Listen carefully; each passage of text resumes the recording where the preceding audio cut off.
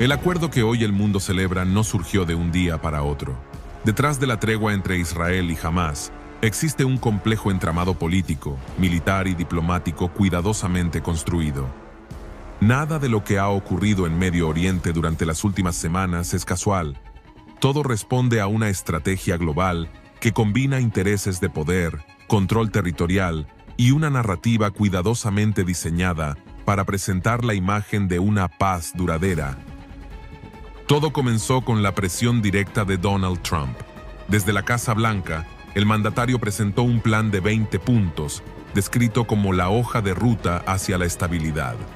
El documento incluía el alto al fuego inmediato, el retiro parcial de las tropas israelíes, el intercambio de rehenes y prisioneros palestinos, el desarme completo de Hamás y la creación de una nueva autoridad política en Gaza que excluyera a la organización islámica. Trump impuso plazos, fijó condiciones y advirtió públicamente que era la última oportunidad para lograr una paz verdadera en la región. Egipto y Qatar se convirtieron en mediadores clave. Ambos países organizaron encuentros indirectos entre representantes de Hamás e Israel, garantizando que cada paso fuera validado por las partes. Egipto, tradicional intermediario en los conflictos árabe-israelíes, facilitó la comunicación militar y humanitaria. Qatar, por su parte, ofreció apoyo financiero y garantías políticas para sostener la negociación. Gracias a su intervención, se alcanzó el primer consenso, un cese de hostilidades y la liberación progresiva de rehenes y prisioneros. En Israel, el Gabinete de Seguridad aprobó la propuesta, otorgándole legitimidad política interna.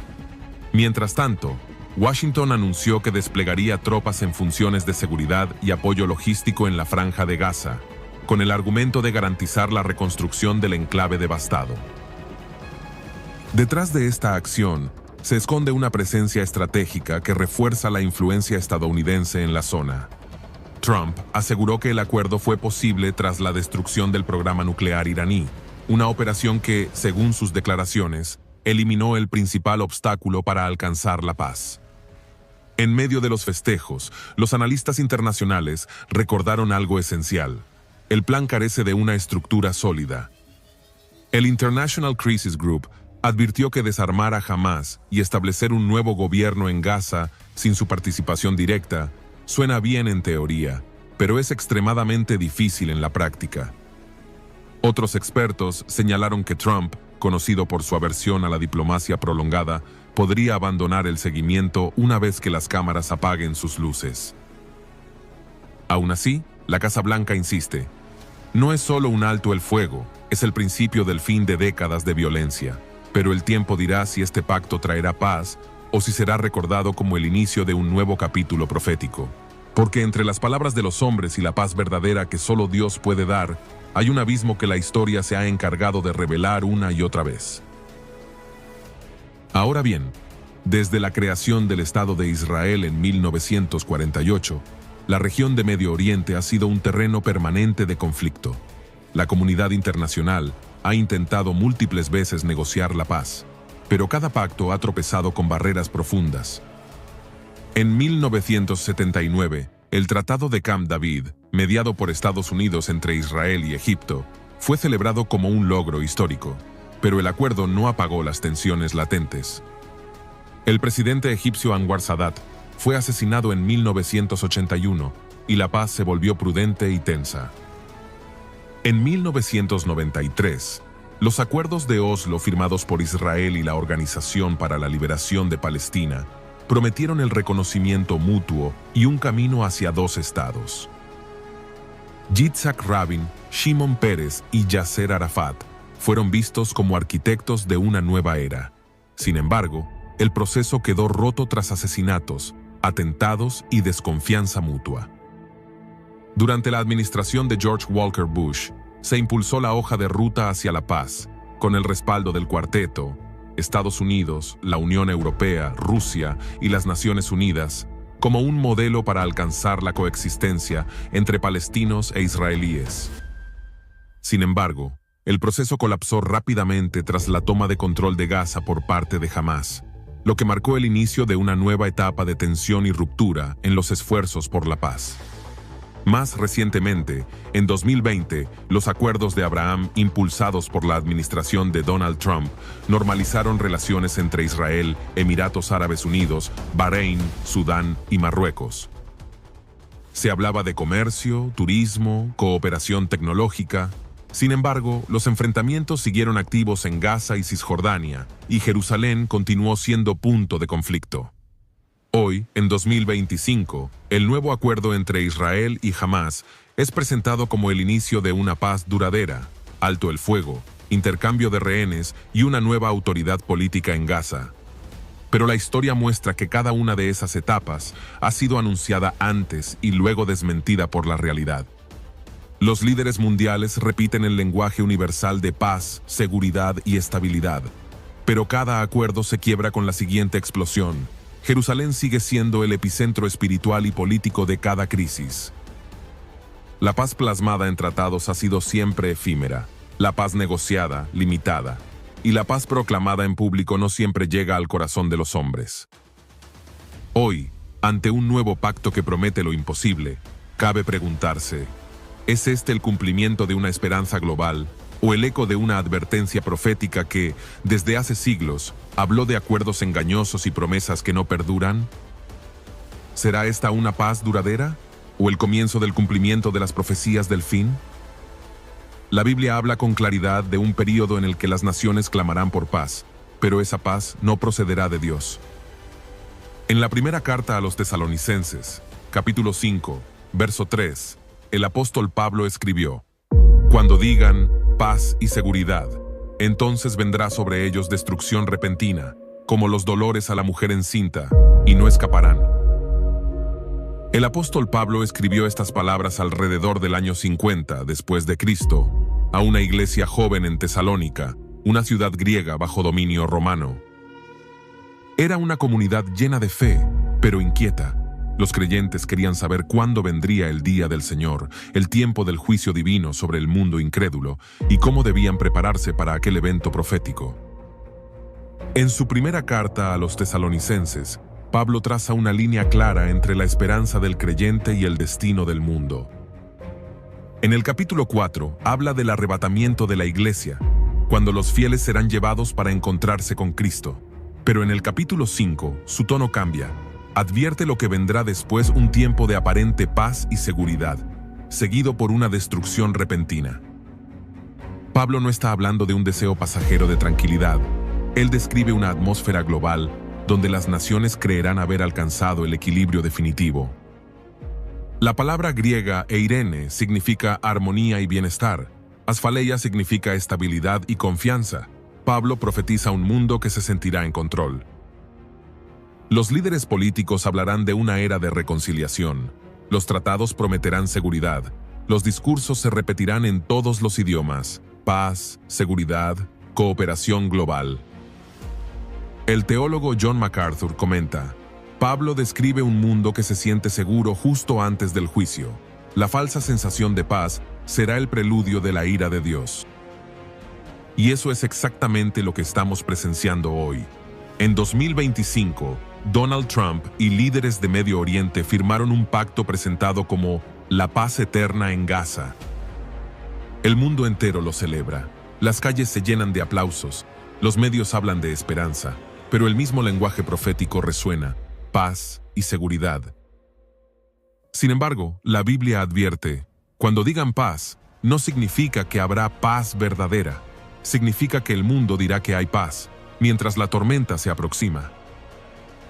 Y cuando todos crean que el conflicto terminó, posiblemente vendrá un nuevo ataque, un nuevo estallido, un hecho que desate la destrucción repentina anunciada por Pablo.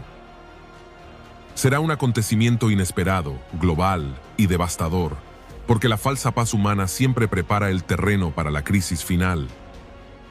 El apóstol usa una imagen contundente, como los dolores a la mujer encinta. Así como los dolores del parto llegan sin aviso y aumentan en intensidad, así vendrán los juicios sobre la tierra. El teólogo Charles Ryrie explica: los dolores de parto simbolizan el inicio inevitable de algo que no puede detenerse. La humanidad experimentará un proceso progresivo de juicio antes del retorno de Cristo. En otras palabras, Pablo anuncia el principio de un ciclo de dolores globales. Guerras, confusión, colapsos económicos, señales celestiales y engaños espirituales marcarán la antesala del día del Señor. El Dr. Dwight Pentecost, en su obra Eventos del Porvenir, señala: el clamor de paz y seguridad será la atmósfera previa al pacto del Anticristo. Esa falsa estabilidad engañará al mundo, preparando la escena para la tribulación.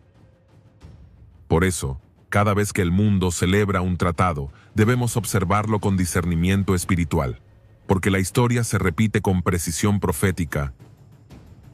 Después de cada proclamación de paz, siempre ha venido una nueva guerra, un nuevo estremecimiento, un nuevo recordatorio de que el hombre no puede traer la paz que solo Cristo puede establecer. Por tanto, estimado oyente, este pasaje no es solo una advertencia, es una señal profética viva. Cuando oigas en los noticieros que el mundo ha logrado la paz, cuando los líderes digan que el conflicto terminó, cuando las naciones anuncien que se ha alcanzado la seguridad global, recuerda estas palabras. Cuando digan paz y seguridad, ese será el momento en que el reloj profético se activará con fuerza, marcando el inicio del fin.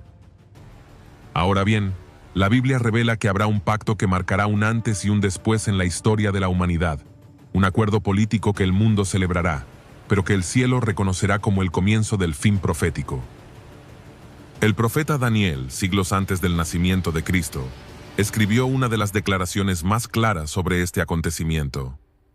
En Daniel capítulo 9, verso 27 dice: «Y por otra semana confirmará el pacto con muchos. A la mitad de la semana hará cesar el sacrificio y la ofrenda. Después, con la muchedumbre de las abominaciones, vendrá el desolador, hasta que venga la consumación, y lo que está determinado se derrame sobre el desolador». Este texto profético pertenece a la famosa visión de las 70 semanas de Daniel. Cada semana representa 7 años proféticos. 69 de ellas ya se cumplieron con exactitud hasta la venida de Cristo. Solo falta una, la semana número 70, el período final de 7 años conocido como la Gran Tribulación. El teólogo John Walvoord explica: el versículo 27 es el punto de transición entre la era de la gracia y el tiempo de juicio. El pacto con muchos marca el comienzo de la última semana profética de Daniel. El texto dice que este personaje confirmará el pacto con muchos. En hebreo, la palabra usada es gabar, que significa reforzar, consolidar o hacer fuerte un acuerdo existente. Esto sugiere que no se trata de un nuevo tratado, sino de la ratificación de un pacto previo, uno que ya existe, pero que será fortalecido bajo un liderazgo global. ¿Y quién será ese líder? La profecía lo identifica como el príncipe que ha de venir, el mismo que más adelante será revelado como el Anticristo. Un hombre de gran influencia política, carisma y autoridad que traerá unidad aparente entre las naciones. Su estrategia será la paz, su arma, la diplomacia, su mensaje, la esperanza. Pero su verdadero propósito será engañar al mundo y preparar el escenario para el gobierno final de rebelión contra Dios. El Dr. Dwight Pentecost comenta: el Anticristo aparecerá como un pacificador. Su ascenso no será por la guerra, sino por la promesa de paz. Israel confiará en él creyendo que garantiza su seguridad. Y el Dr. Charles Ryrie añade: este pacto será el punto exacto donde comenzará la tribulación. El Anticristo ofrecerá seguridad a Israel, pero romperá su promesa a los 3 años y medio, revelando su verdadera naturaleza. Esto significa que cuando el mundo crea haber firmado la paz definitiva en Medio Oriente, en realidad estará presenciando el cumplimiento literal de Daniel 9, verso 27. El pacto será global, político y religioso, y aunque será presentado como un logro histórico, será el inicio de la semana 70, los 7 años más oscuros de la historia humana. Pablo lo advirtió como hemos mencionado. Cuando digan paz y seguridad, y Daniel lo confirma, confirmará el pacto con muchos. Las dos profecías se unen como piezas de un mismo reloj profético. Hoy, cuando escuchamos a las potencias hablar de una paz eterna en Jerusalén, cuando vemos líderes proponiendo nuevos tratados, conferencias y soluciones globales, debemos hacernos una pregunta seria. ¿Estamos viendo el preludio del pacto anunciado por Daniel? ¿Está el mundo preparando el terreno para la llegada del falso pacificador? El teólogo John MacArthur advierte: el mundo celebrará al anticristo como el gran conciliador, pero cuando rompa su pacto con Israel, se revelará como el perseguidor más feroz de la historia. A la mitad de esos 7 años, es decir, a los 3 años y medio, la Escritura dice que hará cesar el sacrificio y la ofrenda. Eso implica que el templo de Jerusalén estará nuevamente en funcionamiento, con adoración restaurada, sacrificios reiniciados y sacerdocio activo. Entonces el anticristo irrumpirá en el templo, reclamando para sí la adoración que pertenece solo a Dios. Así se cumplirá la abominación desoladora anunciada por Daniel y confirmada por Jesús. Por eso, cada movimiento en torno al monte del templo, cada avance del judaísmo en la reconstrucción del altar, cada anuncio de un pacto regional, no es coincidencia. Son señales que confirman que las palabras del profeta están a punto de cumplirse. Y aquí resuena la advertencia: el mundo aplaudirá al líder que firme la paz. Los medios lo llamarán el Salvador de Medio Oriente, las naciones celebrarán su sabiduría, pero los cielos lo identificarán como el hombre de pecado. La paz que él prometa será la más peligrosa de todas, porque será la paz del engaño, la calma antes del juicio, la última ilusión antes del retorno del verdadero Rey, Jesucristo, el Príncipe de Paz. Por lo tanto, el mundo anhela la paz, pero la busca donde no puede hallarla. Desde Babel hasta Jerusalén, la historia humana ha intentado fabricar una armonía sin Dios. Los imperios, los reyes y los gobiernos modernos han prometido estabilidad, pero cada uno ha fracasado, porque la raíz del conflicto no está en la política, sino en el corazón del hombre. El anticristo ofrecerá una paz global. Sus palabras serán de unidad, progreso y esperanza. Su diplomacia será tan convincente que millones creerán en él. Pero detrás de ese mensaje se ocultará el propósito del enemigo: establecer un sistema mundial sin Cristo, donde la humanidad adore al poder y no al Creador.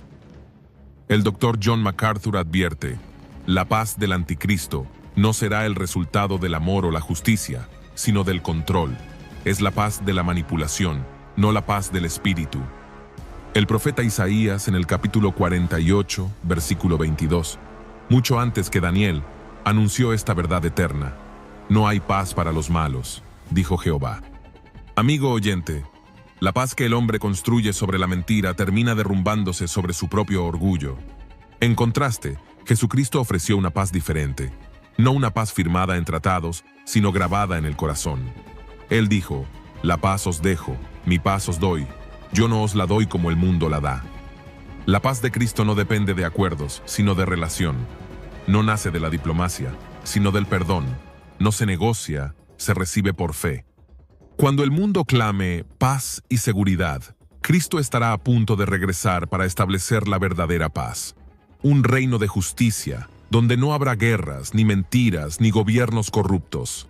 El profeta Miqueas, en el capítulo 4, versículo 3, lo describió de esta manera: y él juzgará entre muchos pueblos, y corregirá a naciones poderosas hasta muy lejos, y martillarán sus espadas para asadones, y sus lanzas para hoces.